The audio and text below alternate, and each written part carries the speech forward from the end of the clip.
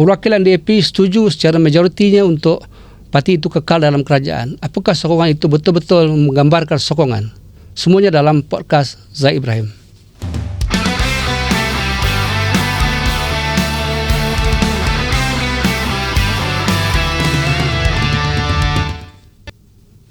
Bismillahirrahmanirrahim. Assalamualaikum warahmatullahi wabarakatuh. Bertemu kembali dalam podcast Zaid Ibrahim.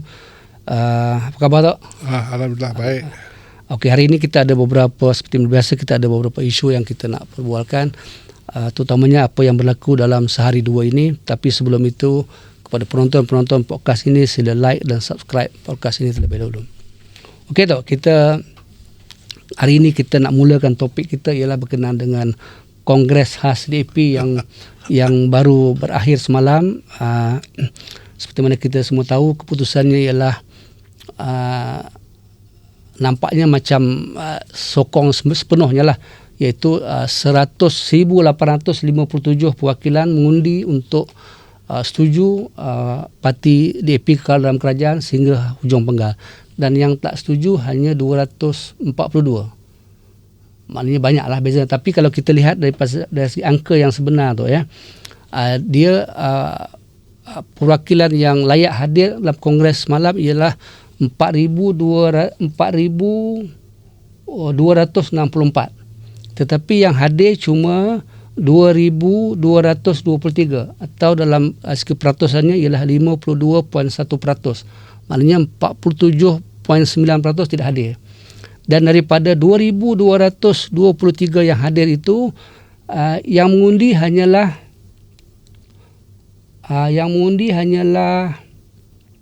2,106, iaitu 1,857 menyokong, 242 tidak mahu DAP keluar daripada kerajaan, dan 7 undi lagi adalah undi rosak. Mana kalau kita perbandingkan daripada yang mengundi 1,857 dengan jumlah perwakilan yang layak hadir 4,265 itu, maknanya yang mengundi itu hanya sekitar 43.5%. Tak sampai pun separuh. Ya. Jadi selain daripada tak sampai separuh, yang hadir juga adalah, kalau nak kira, begitu rendah. 52.1% ni kira rendah lah kalau kita lihat dalam biasanya kongres khas ni. Ialah kalau kita ambil contoh yang mudah ialah macam Al-UMNO, macam Perhimpunan Agung UMNO, ataupun kalau macam PAS, Muktamar Agung PAS.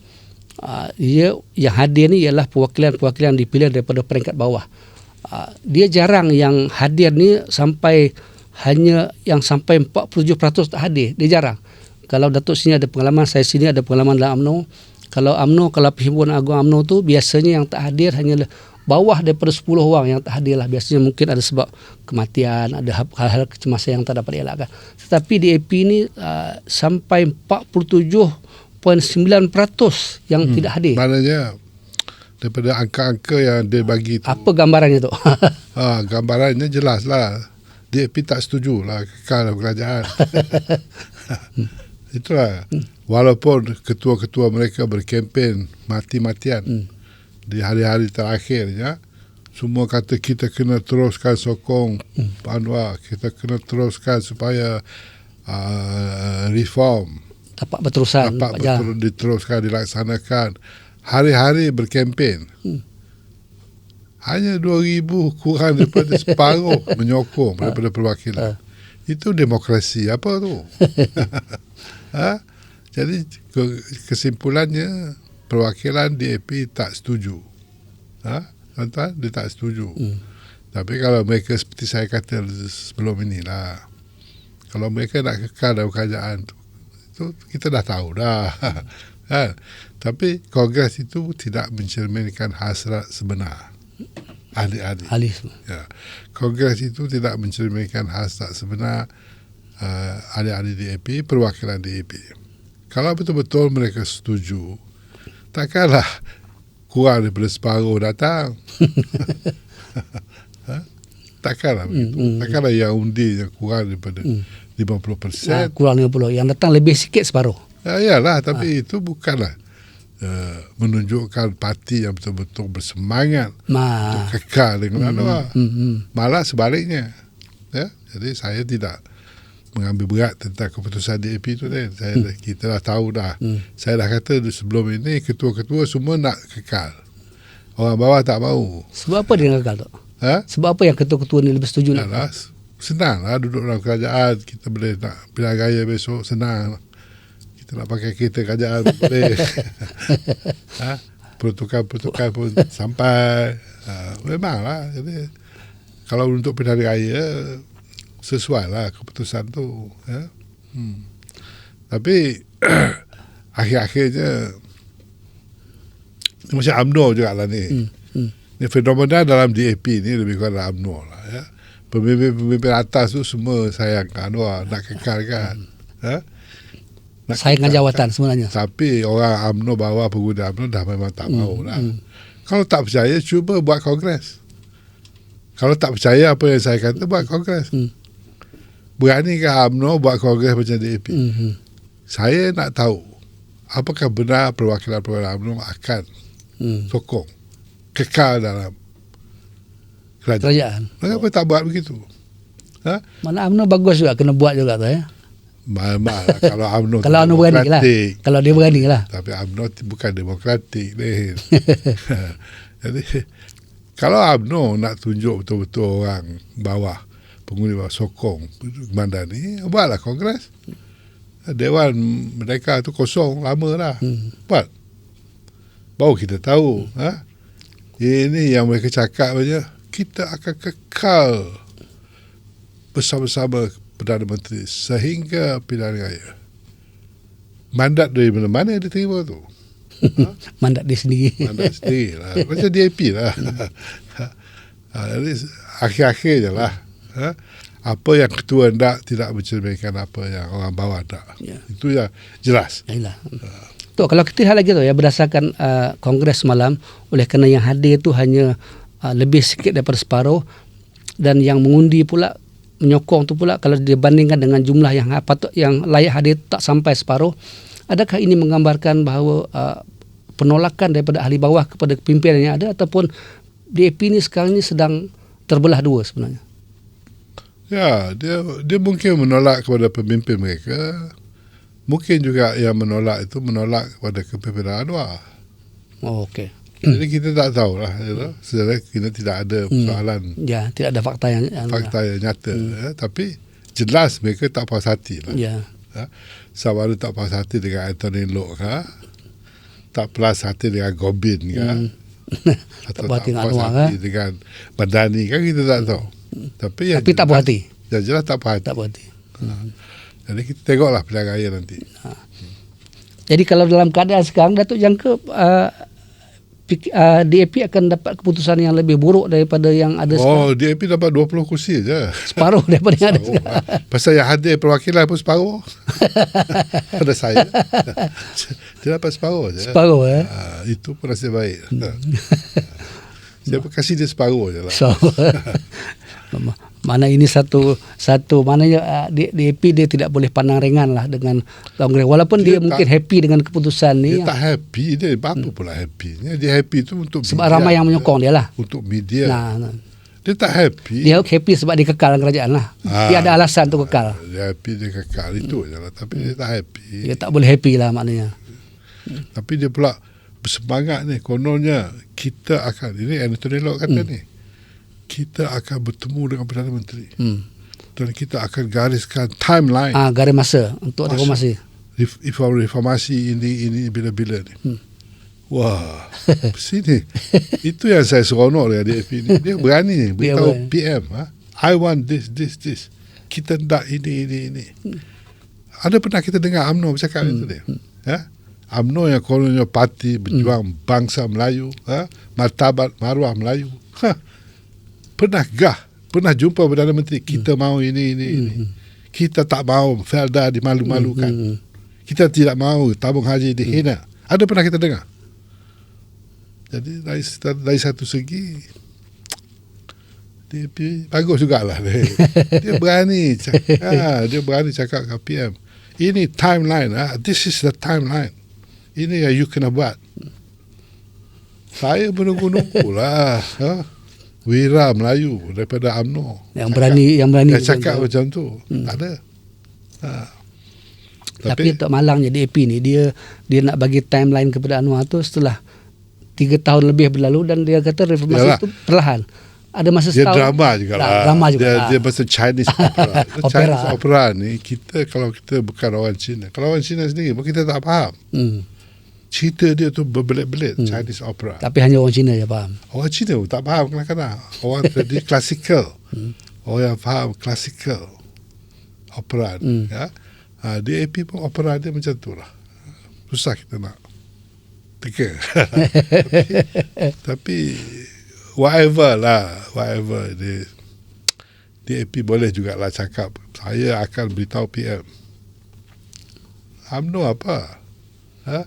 UMNO hubungan saya dengan PM tu baik. Itu je lah. Jadi boleh kita gambarkan Kongres semalam adalah satu opera ataupun satu wayang tak? Memanglah, saya dah cakap daripada dulu. Memang. Tapi berjaya lah. Tiket itu dibeli separuh je, laku. Dan orang seronok tengok lah. Jadi separuh daripada dewan tu penuh. Jadi seronok lah. Kira berjaya lah, kira lebih separuh.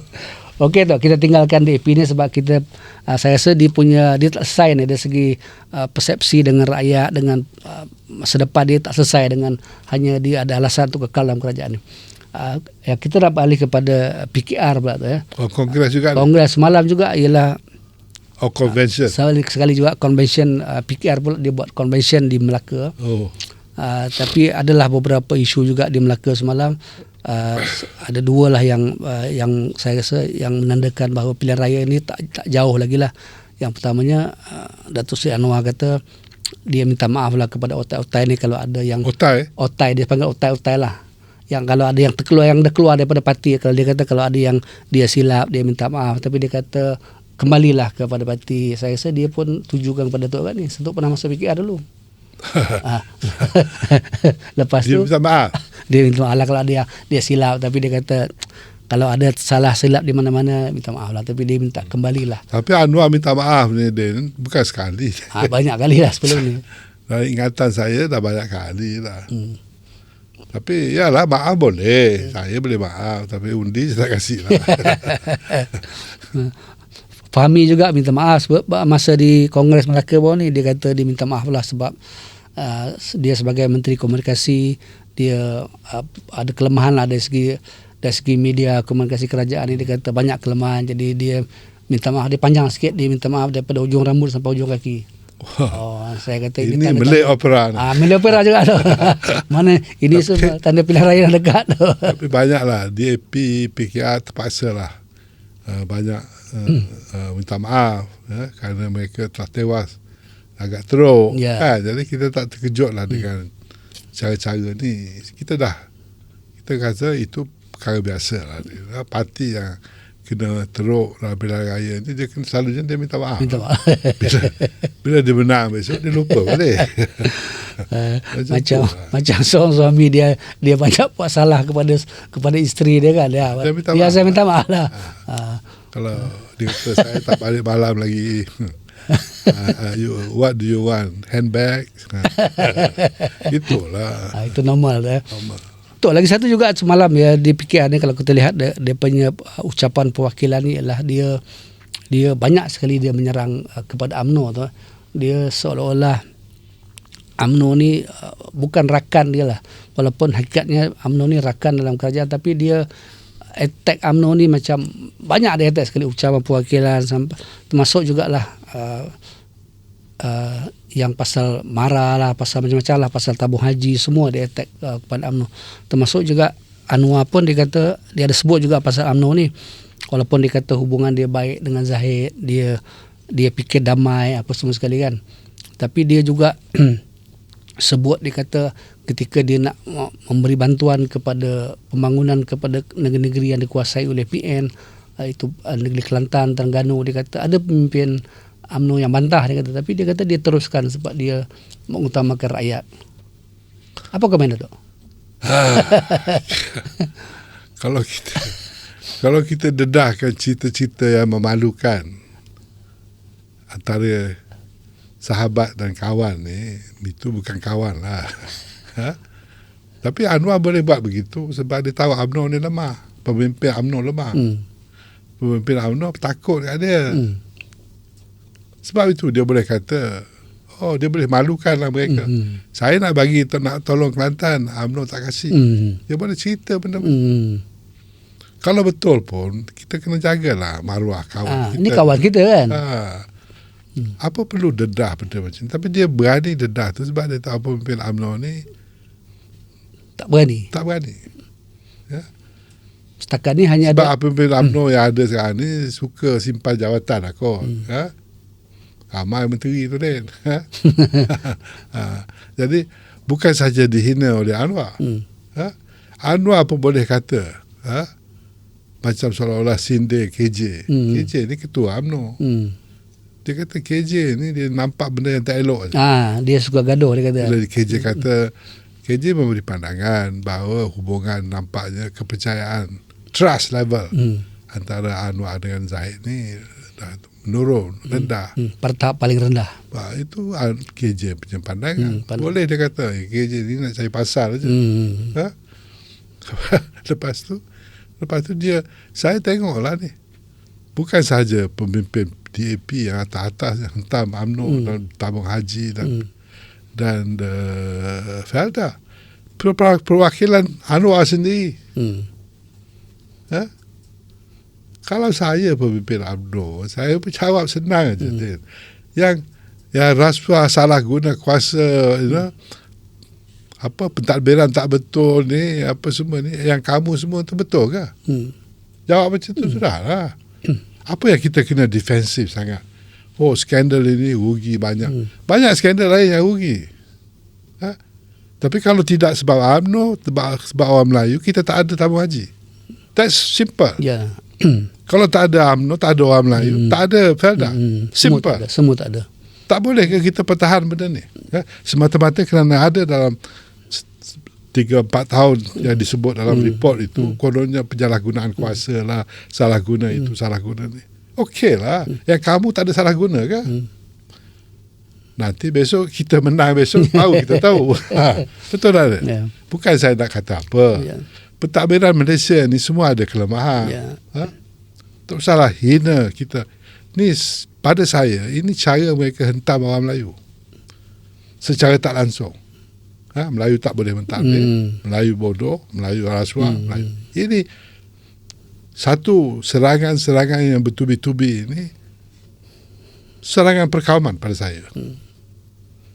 Tapi pemimpin Melayu nampaknya tak boleh jawab. Tak boleh. Takut nak jawab. Takut orang kata, kalau kamu jawab, kamu pertahankan rasuah. Apa? Kita bukan nak bertahan rasuah, kamu nak charge dia, nak tuduh-tuduh. Charge lah kan. Tapi apa pula ungkit benda ni, benda yang 4-5 tahun dah lepas. Apa benda? Jadi saya pun kecewa lah dengan pemimpin UMNO. Saya dah tulis hari ni dalam tweet saya. Saya kata bila pula ni yang Zahid tak jawab tu, saya faham lah. Dia takut dengan Anwar kan. Tapi yang lain tu, setakat ni yang jawab hanya seorang je, Ketua Muda. Ketua Muda. Masalah seorang je bagi respon. Pun kena jawab lah lebih sikit. Khairi pun, kamu orang pandai, jawab lah. Johari Ghani tu naik presiden. Dia tu bilioner, takkan takut nak jawab kot. Kalau saya bilioner, saya jawab je. Kan? Kita tak perlu apologetic. Benda salah-salah, benda kita rugi, kita kesal. Kita akan perbetulkan. Kita perbaikilah. Kita perbaiki. Itu bukan zaman kita, itu sebab kita. Tapi cukuplah. Takkanlah Kongres itu hentam, Kongres ini hentam, Perdana Menteri hentam. Sampai nak suruh tabung haji ni malu, nak suruh Felda ni hancur. Lepas ni Felda pula disebut juga semalam masuk kat Kongres. Itulah. Lepas ni Felda pula. Ada. Lepas ni marah. Lepas marah, Felkra. Lepas Felkra, Risda. Lepas Risda, dia semua lah. Institusi yang kita tu. Ini yang dimaksudkan institutional reform. Orang Melayu jangan bodoh. Bila orang kata institutional reform tu, kita ingat apa? Dia nak reform polis, dia tak ada kata pun. Dia nak reform MACC, tak ada pun. Dia nak reform mahkamah, dia tak ada pun. Tapi dia nak reform institusi yang kita tubuh untuk orang Melayu berpuluh-puluh tahun. Ini akan, saya rasa lah, ini matlamat mereka. Tapi pemimpin kita, atau maksud dia oleh kerana pilihan raya akan dekat lagi, pilihannya maksud dia supaya pengundi jangan pilih lagi UMNO. dia hendak kalau orang Melayu lari pecah undi. Itu ya. Jangan pilih UMNO sebab UMNO korup, jangan pilih PAS ekstrim, jangan pilih semua tak boleh. Sebab kuasa Melayu mereka takut. Itu aja. Bila dia bersatu dia takut lah. Dia takut. Kalau nak cakap pasal kita institutional reform, apa itu saya tanya selalu. What do you mean? Which institution you want to reform? You tell me. Yang saya nampaknya dia hentamnya tabung haji. Dah. Lepas ni Felkira. Marah. Lepas ni marah. Kau tengoklah. Benda yang kita tubuh 50-60 tahun ini sudah tentu ada kebincangan. Sudah tentunya. Tapi kalau kerajaan, kita dalam kerajaan, kita ni UMNO lah, sanggup memalukan institusi ini semua. Apa kepercayaan orang ramai kepada institusi ini? Tak lama lagi adalah khazanah lepas ni. Khazanah pula lah. Lepas ni khazanah pula. Lepas ni EPF pula. Apa lagi kita institutional reform ni? Saya menyerulah Perikatan Nasional, kalau kita tak boleh harap kepada pemimpin UMNO, kita sendiri pun kena ke depan lah. Jangan malu. Jangan malu. Kelemahan ada, kita juga dulu kita zaman marah mula-mula tubuh pun gagal juga. Kita ingat. Zaman pernas edar. Saya ingat lagi zaman saya muda-muda. Institusi gagal. Bank Bumi Putra gagal. Takkan kita nak malu semua ni? Gagal. Kalau saya buat Bumi Putra satu lagi, yang baru. Bank Bumi Putra baru untuk orang Melayu. Itu jawapan kita. Bukan, saya salah. You must fight lah, bro. You must fight for this country. Untuk orang kita. Takkan, apa pula salah? Kalau silap tabung haji, kita buat tabung haji nombor 2. Okey. Itu jawapannya. Felda gagal. Felda dah betul. That's the spirit. Tapi tu kalau kita lihat apa yang berlaku, kelemahan-kelemahan ni ialah dia bukan kelemahan institusi, ialah kelemahan pengurusan, iaitu kelemahan manusia. Yalah, tapi manusia dan institusi pun sama lah. Kalau kita main itu pun very kata orang teknikal lah, dia pun dia tahu, dia yang menghentam tu, dia tahu ini pengelemahan manusia. Tapi yang dia hentam, target dia, matlamat dia, manusia Melayu tu. Kita nak cakap nak itu jawapan pada saya tak yakin, tidak meyakinkan. So apa yang kita perlu buat? Apa yang UMNO perlu buat? Jawablah. Kalau tabung haji ni tak betul, kita buat tabung haji nombor 2. Kalau nak betul-betul nak rombak, buat satu lagi. Kalau Felda tak bagus, kita buat satu lagi. Kita jangan mengalah. Institusi yang kita tubuh 50 tahun ini, kita pertahankan. Dan kalau dia kata Melayu tak tahu memerintah, tak apalah. Ramai lagi Melayu. Majoriti rakyat Malaysia Melayu. Kalau 2 juta tak boleh merintah, tak boleh mentadbir, ada lagi 10 juta lagi. Apa kita takut? Itu jawapan. Kita kena, orang Kelantan kata kena gedebes. Gedebes. Janganlah takut tagar di sini. Excuse me. Tapi malangnya UMNO dalam keadaan sekarang dia tidak ada watak itu tu. Dia tak ada gedebes. Watak tu ada. Tapi takut. Sama takut. Takut. Bila kita dah hidup dalam ketakutan ini, macam itulah dia. Itulah. Sayang sekali. Sayang sekali. Sayang 1000 kali sayang. Parti kita yang kuat itu telah jadi orang permain-mainkan. Saya UMNO kalah tak apalah, tapi kalah relax, isu biasa lah. Ini sampai orang hentam kita macam ni pun kita tak boleh jawab.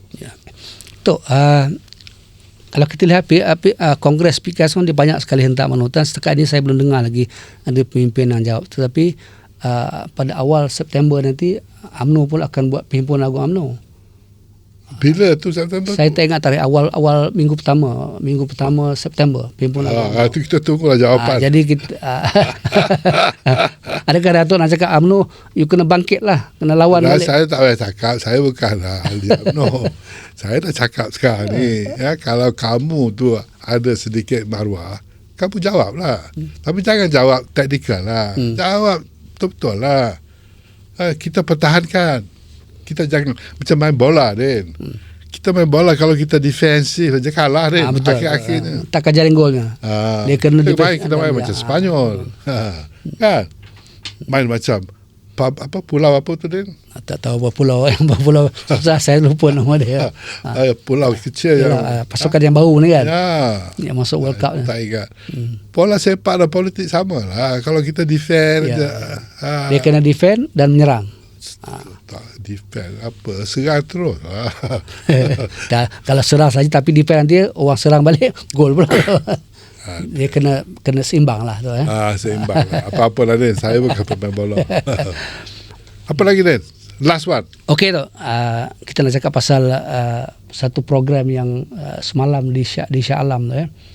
Itu anjuran Lujnah Dakwah dengan Dewan Ulama. PAS. Saya ingat Datuk pun saya dijemput. Datuk bucap ke semalam?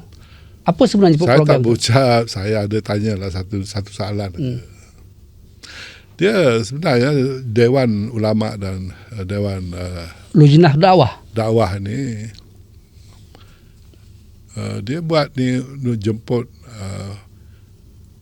pengikut agama lain lah.